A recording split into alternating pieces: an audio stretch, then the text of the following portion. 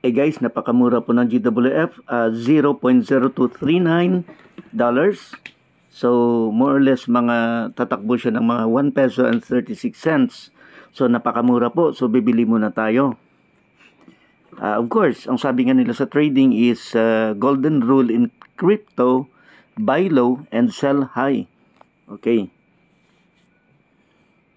So, punta muna tayo rito sa ating internal buy and sell. So, na-click natin yung buy, i-select natin yung USDT Polygon or POS Tether USD. Ayan, nilagay natin yung amount in US dollars at makikita po natin yung amount in Global Wealth Fund. So, GWF is a long-term business na cryptocurrency. Kaya, habang mababa pa, bili muna tayo. Okay. Ayan.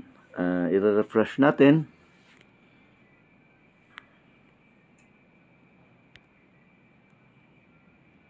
Ayan na guys. 9,701 yung ating GWF.